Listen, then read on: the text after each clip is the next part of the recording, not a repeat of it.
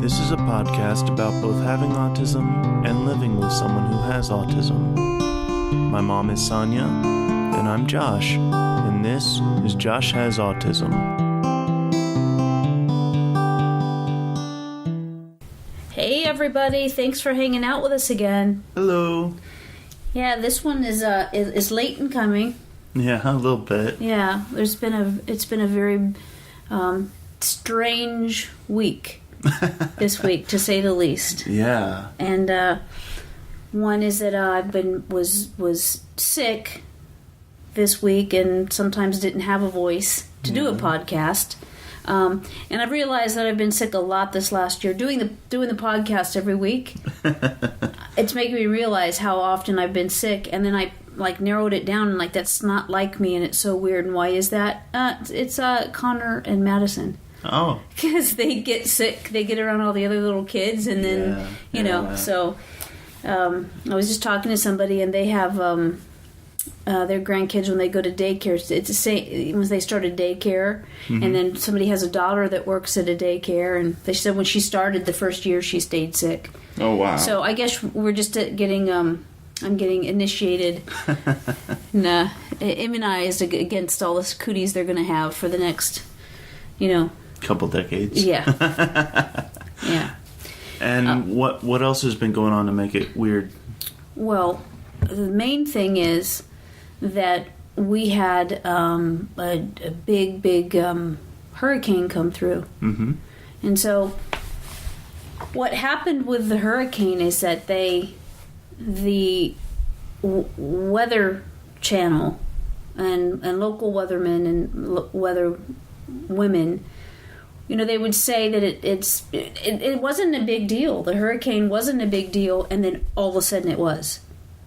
And I heard about it when it already was a big deal, and I was surprised, and apparently a lot of people were surprised because I guess they didn't anticipate it getting as big and as bad as it was.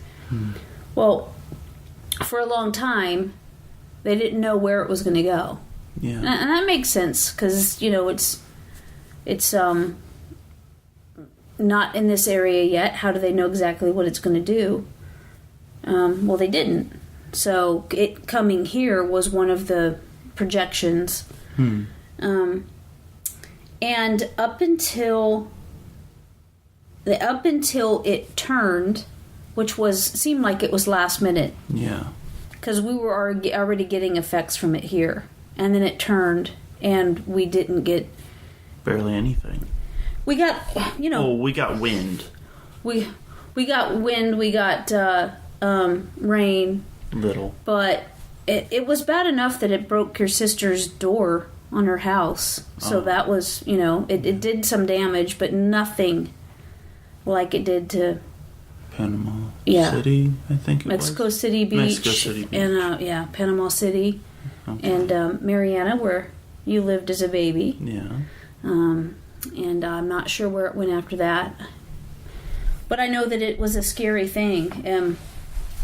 But that is what I wanted to talk to you about today, was the hurricane.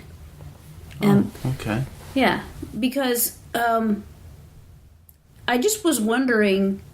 So here's what I know about you. Mm-hmm. That when there's anything that's different than the way it typically is, then you tend to disappear. And this time you disappeared into your bedroom, and I just had a few questions about that for you. Okay. And how that felt and how you handled that. And I'm wondering... The reason that you just you just remove yourself from all other humans, all right, and that happens if there's too much stimulation, if there's just conversation is too loud, subject matter that you don't like, if you've just reached your excuse me, you've reached your limit that you can't take anymore. You remove yourself often, but it seems like when there's major things like this. Mm-hmm. You really disappeared. You didn't come out. And you were called to come out to eat, and then you were right back in your room again. The question I have is that I don't know what to attribute that to.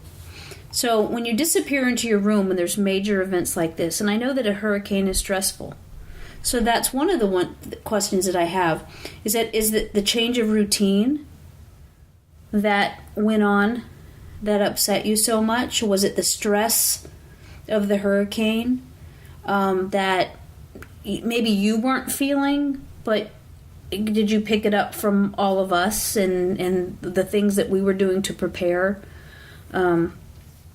Or was it the house being full of people and dogs? And that's significant. I'll just let everybody know, because the hurricane, we were told to prepare for a hurricane. Mm-hmm. And the winds that they were predicting were going to be, enough that something could happen. And like I just said, it was bad enough that it damaged your sister's front door of her house. The screen door, yeah. Yep. Now the whole door, because it oh, that's right. Because whenever it slammed it open, it shifted everything. Yeah. Mm-hmm. It did. So even the main door, the wooden door, wasn't opening correctly. Yeah, you're right. But they have in their backyard, they have a really old tree that comes and hangs over their house, and they've been trying to find somebody that will come and for a reasonably price come in and take it down for them, or at least trim it back. Yeah. But because that has not been done yet, they didn't feel safe staying there with that tree hanging over. I don't blame them. So they came over. So that means your sister and your brother-in-law, RJ, Connor and Madison, and their 4 dogs. Yeah. So 3 of them are their dogs. 1 is the foster dog. Yes. And so the house was full. Yeah. There was 6 dogs total, 7 humans and 6 dogs. Mm-hmm. So anyway, I'll ask you about these again, because I don't know how you interpret conditions that the rest of us might be feeling apprehensive about, or stressed about, or just overly concerned about. But again, was it the change of routine? Was it the stress of the hurricane, or just the house being so full of people and animals? It was, at the time, it was that there were so many people doing and saying all kinds of different things. The kids screaming and yelling and playing, and everyone getting ready for the hurricane and preparing for the hurricane. Your birthday, which you did not mention on the podcast, was very. It's the day of the hurricane. Yeah. Mm-hmm. And it was just so much going on that I had to remove myself from everything that was going on, because it was just too much. Right. I was getting overwhelmed. Mm-hmm. And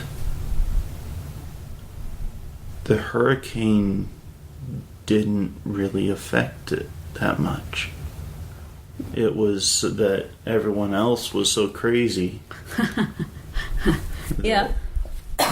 Right. Which the hurricane may have attributed to that. Of everybody else being crazy? Yes.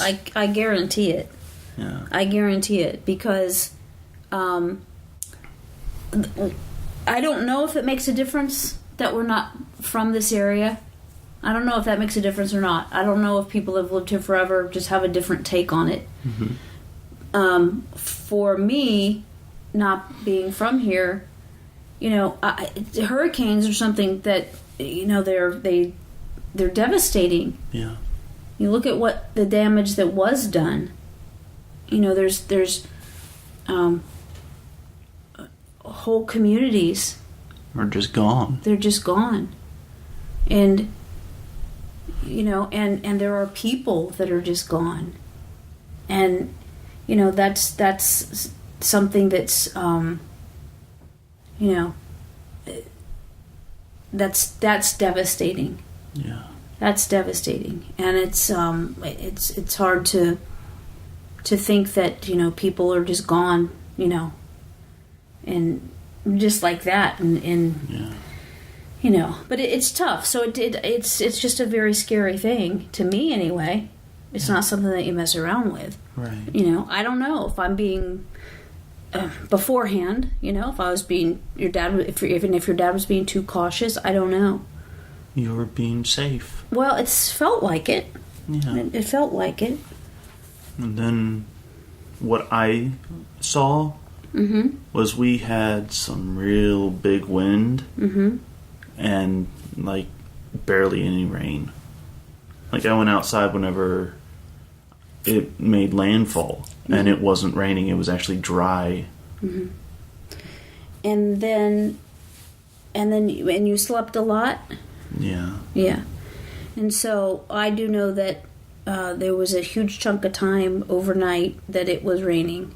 Oh, okay. Hard and I didn't continuous. Notice it. I know. Because you were sleeping, which, you know, I'm happy that you were able to sleep. Yeah. So it leads me to the next question: is that usually, but this is a positive thing too. Is that usually other people's emotions don't stick with you.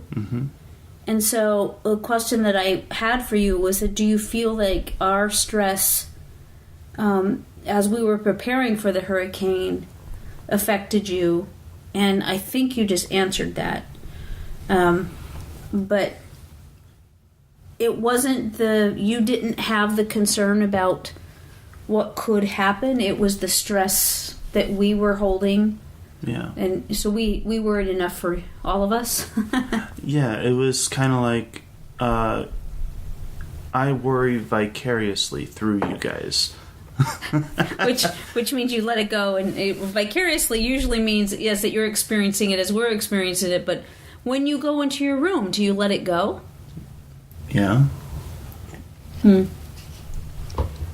That's what I thought, but I wasn't sure. Yeah. And it's just something that's amazing to me, that it's something we've talked about before, how we can be disagreeing about something, you leave the room and you come back and it's like nothing happened. Yeah. You know, and I mean, seriously.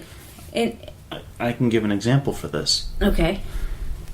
I could be in trouble for doing something, and I walk out of the room after we finish talking, and I come back in and I say, "Hey, I found a quarter."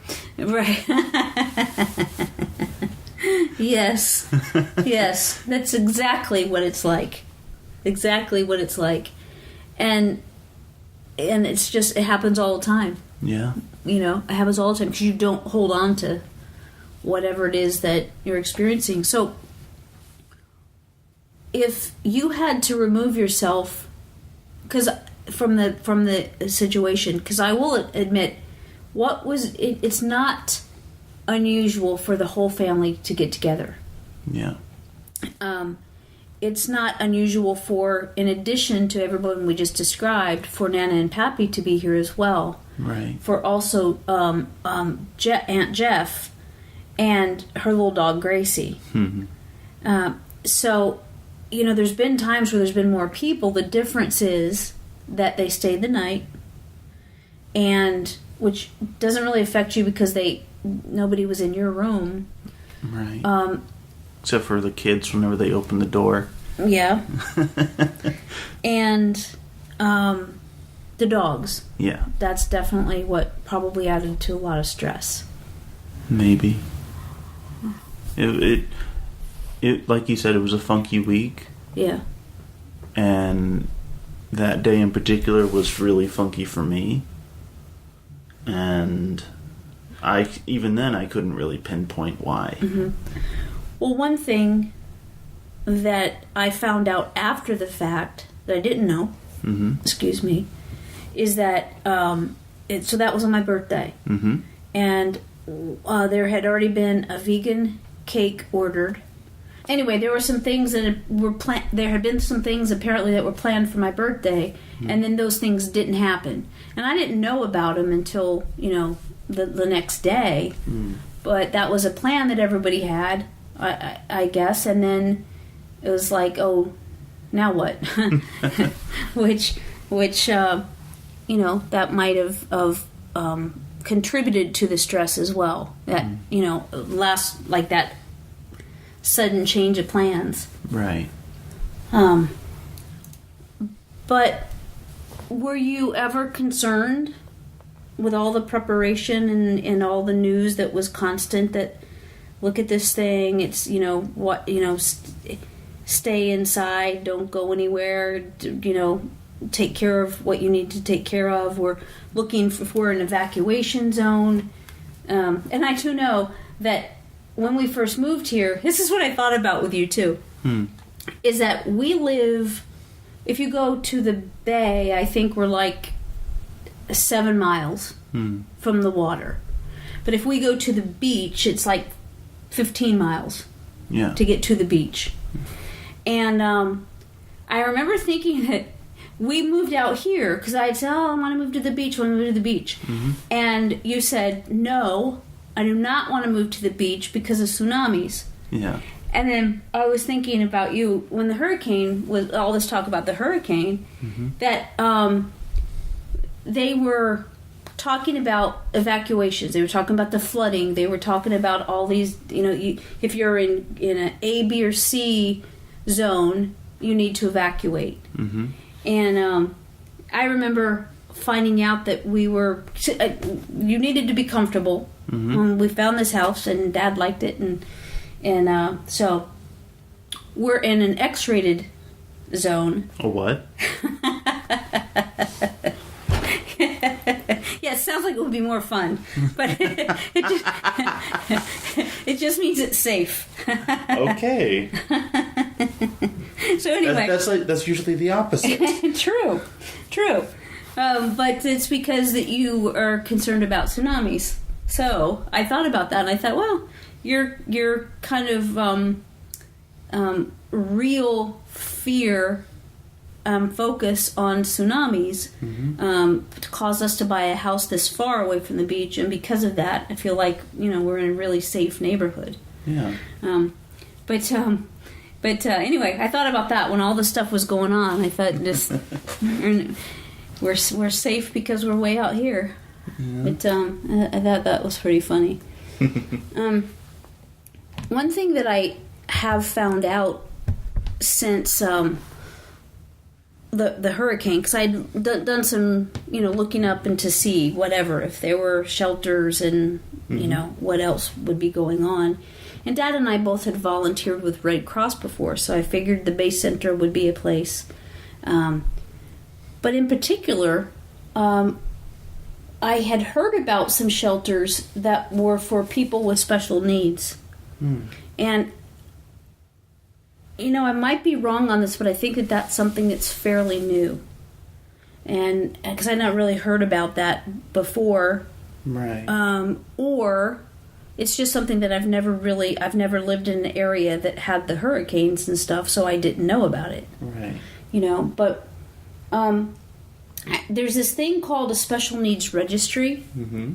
And what happens is like you have to register to be able to go there to begin with, and it's not for somebody that has to have medical care, like to have a doctor with them or something. It's not that kind of shelter, right? But it is one that so they would be called clients, I guess. So that when you sign up for the special needs registry, the person with the special needs has to be accompanied by a caregiver, and so there's 2 beds there.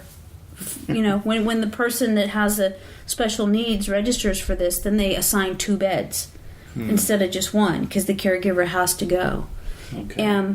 But I just think that that's something that's really cool that's out there and is available. Yeah. Because sometimes, and I was looking, and there were places that were for people with autism. And it's just a quieter I guess. And it's a they do their best to make sure that people can. What? I'm just laughing. I'm sorry. I'm laughing. What do they do? Soundproof the rooms like an insane asylum or something? I mean, no disrespect by this, but I mean, I'm just trying to picture it in my head. What do they do to make it quieter during a hurricane? I think that they do. I think that they do their best to make to create an environment where there's not a constant overstimulation. Okay. So that's what I'm talking about. Yeah. Walls made of Play-Doh. yeah. I mean, within those walls, to do their best to make it the best of a bad situation. Bad situation, yes. Exactly. Yes. Yeah. What I'm really happy to hear, though, is that these exist because. It's something that's so important and necessary. Yeah. And it's not just here. Those are popping nationwide? up. Yes, it is. It's something that with the awareness of special needs has come the recognition that people with special needs need a place to go where their situation is taken into consideration. It's rough. It's hard for anybody. Yeah. But when there's overstimulation, you can see. If you're here, you need to retreat to your room, and everybody that's here, Yeah. And if you came in there and said, "Everybody, please talk softer," could everybody just for 5 minutes not talk? Whatever it is you needed. Yeah. We could accommodate. Yeah. Well, that instead, though, you go to your room. But what if you couldn't go to your room? If there was no room to go to, you couldn't remove yourself from the situation, and everybody was just doing their own thing in their own way, and it's loud, yeah. It's scary. It feels like it would be overwhelming when I was and your dad were working with the Red Cross. We saw that firsthand, that people that have been displaced because of hurricanes, they're tired, just exhausted, and they don't know, are they going to go, do they have a home to go back to? Right. And so the environment all the way around is just something that's just overwhelming. So it's scary. So I'm just saying that the fact that they have opened these in for folks with particular needs, I just think is really cool. Yeah. Yeah. So all of your friends are okay? Everything's all right? Yeah. They didn't have any home damage or anything? One of my acquaintances was in Panama City. Oh. And some of those pictures that were overhead and everything. Yeah. They posted pictures right next to it. Like there was a church tower that was on the ground. Wow. There was a Dollar General that was just blown away. Wow. It was amazing how horrific this thing was. Yeah. And I mean, they're okay. Mm-hmm. But glad I mean, of that. Yeah. You had said before, not in the podcast, but just a couple days ago, that one of your comedian friends had his roof removed. Yeah. Mm-hmm. Yep. Sure did. And he and his family are okay, but they don't have a home that they can live in. It's the roof just blew off. Yeah, and that's Panama City. I love it over there. I've done in recent years. I've done so many shows in Panama City. I just love it over there. And to see the devastation now is just heartbreaking. Yeah. And to know people that have lost, it's just heartbreaking to see what they are going through. I can't imagine that. I can't imagine it, but I can see it, and I just. May I say how I see and feel about things like this happening? Yeah, absolutely.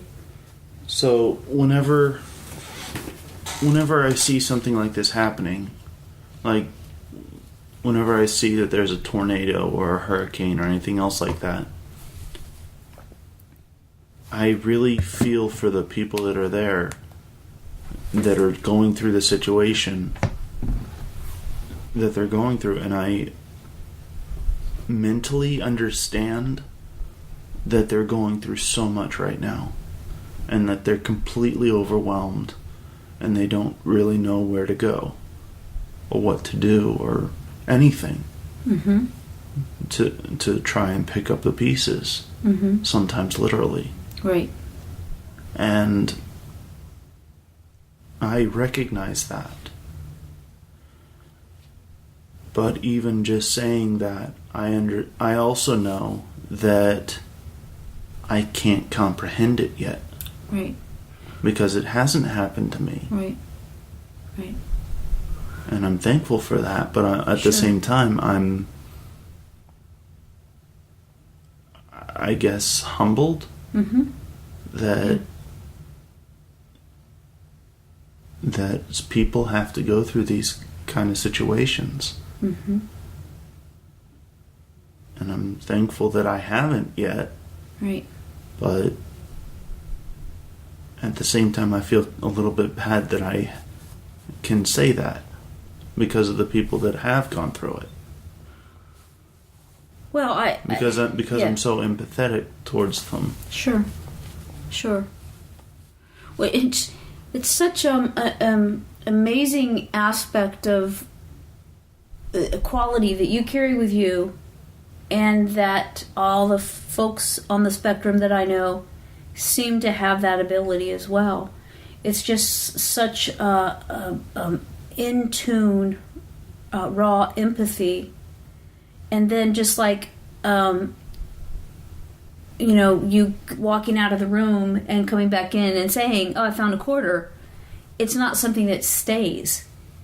You know what I mean? And I don't mean that in a bad way. What I'm saying is you truly, genuinely feel this, and yet you don't get stuck in it. Yeah. And, I think that's I don't know. It's a thing. It's a thing. It's a thing. I think that I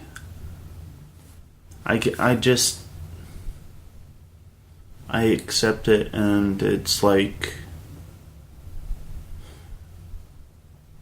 I guess the best way to describe it is like you're taking a shower. The water pours all over you and it goes down the drain. Right. Like that's what the situation does. Well, because and the memories are the water that sticks to you. I guess. Maybe a bad analogy. I'm not sure. I don't know. I think that I recognize that you genuinely feel for what people are going through, and yet it doesn't stick in a way that affects you in a negative way. Yeah. In the long run, it's the leading up to, and it's the leading up to that, and all the noise that really is something that overstimulation that for you personally you have to move away from. It's not the emotions of people. It's not that you're not willing to see what somebody else is going through.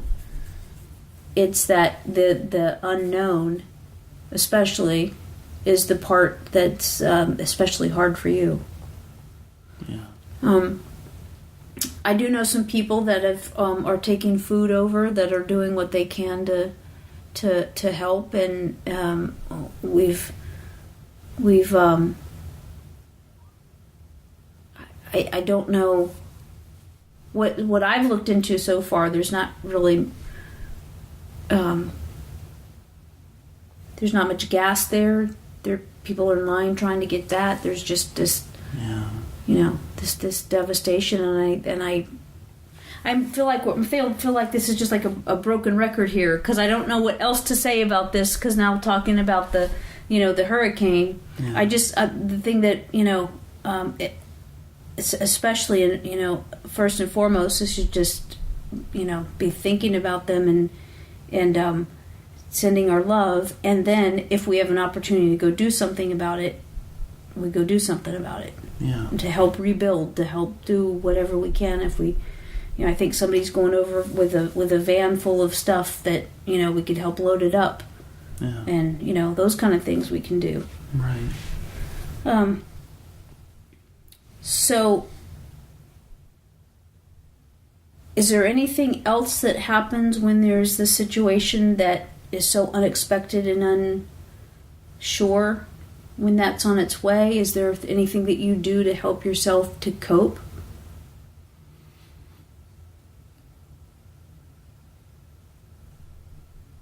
I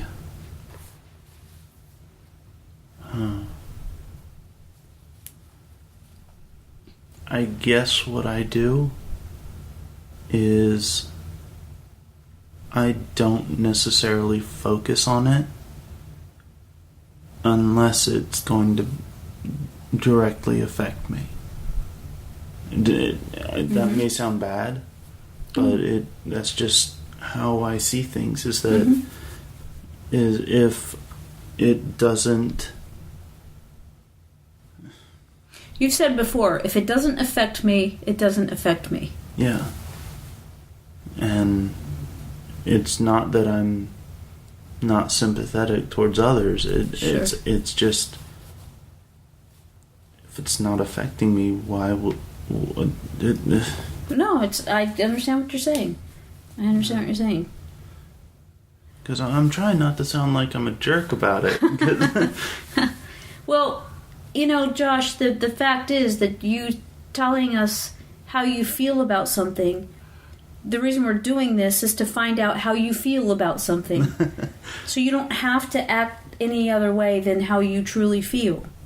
It's helpful to know that you don't get stuck in that. It's helpful to know that it's the leading up to, it's the uncertainty that you're not sure about. It's not just with natural disasters either. It's with Grandpa. Yeah. When Grandpa was dying of cancer, that was overwhelming for you. Yeah. When he passed, you were fine. Yeah. Right. Yes. It's that uncertainty. Yeah. It's that. Do you feel anxious beforehand when there's an uncertainty, the stress of that uncertainty?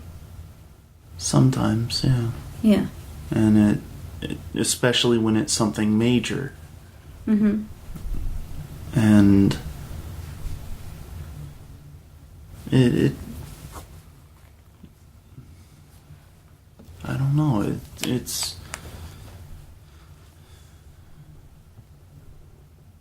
as of this moment right now, I'm not exactly sure why some things don't affect me as much as others. Okay. Like Grandpa's cancer. That was traumatic. And then whenever he finally passed, I could breathe a sigh of relief. Because he wasn't in pain anymore. He wasn't hurting. And then I had to comfort everybody else. But when I was relieved, but nobody else, Yeah. So that was weird. But sure. Sure. But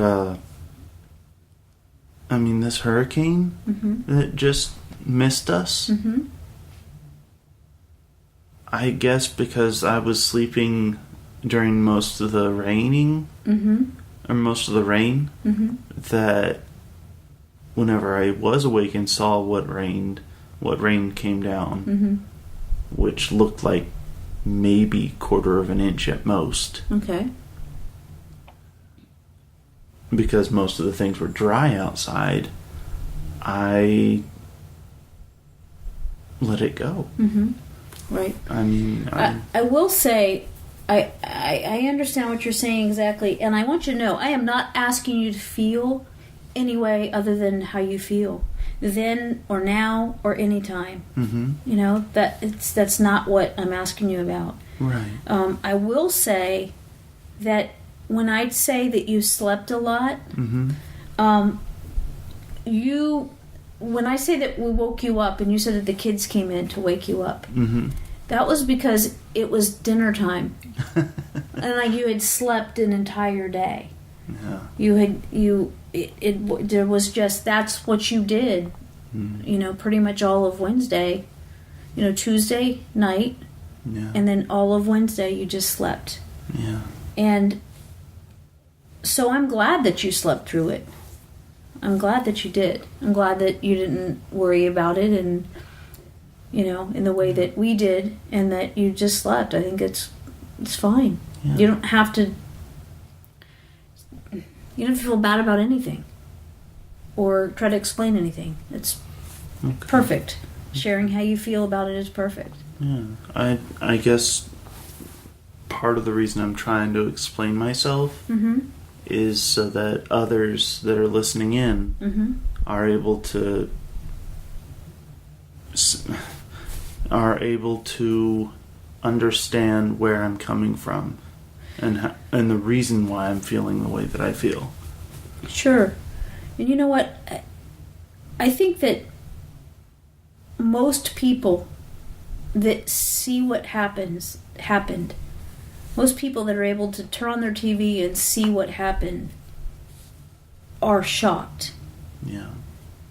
And people that live close by, you know, the people that have the boats, or they have the trucks where they're able to maneuver around in after a situation that's in that condition. Yeah. You know, the professionals that get there. Yeah. I think there's a helplessness that kind of can happen, you know, that come up in people that see that stuff, and we don't know what to do. You know, so I say that there's somebody that's taken a van over full of stuff. There's, you know, what can we donate? What can we, Yeah. you know, what kind of things are needed? How could we help? Yeah. You know, that's, I think, what a lot of people do. And then, you know, people are seeing this all over the country and all over the world. And, you know, they might be having the same question. And, you know, I don't know what organizations take money for this. We're close enough that we're talking about what kind of tangible supplies do they need. Yeah. What families over there, you know, Yeah. where we used to live up in Mariana, the friends that we have up there, do they need anything? You know, Yeah. So let's just put that out here. You know, if people that we know, people that we don't know, if you're listening to this and you've been affected by the hurricane, you know, let us know, and we'll see what we can do. Bring you together with organizations that are out there helping, or if it's something we can do, we will. Yeah. How's that? Yeah. I don't know what else to do, because it's like you're saying you don't want to sound like you're a jerk. I don't think anybody wants to sound like a jerk, but sometimes the situation is so vast Yeah. and horrific that as people we just don't know what to do. Right. We don't know how to help. So we just don't. Yeah. Yeah. So I'm glad that it missed us, and I'm sorry that it hit anyone.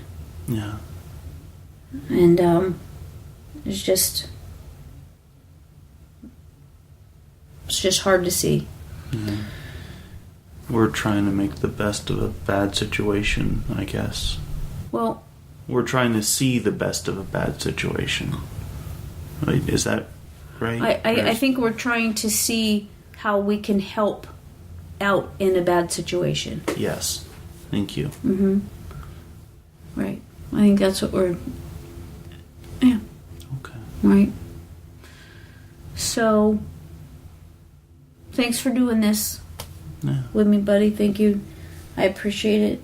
And, please, you guys who are listening, if you need help, please let us know and we'll try and do what we can. Mm-hmm. Yeah. Thank you. Yeah. Thank you, everybody. Be safe. Hug each other. Be good to each other. And we'll talk to you next week. Love you. Bye.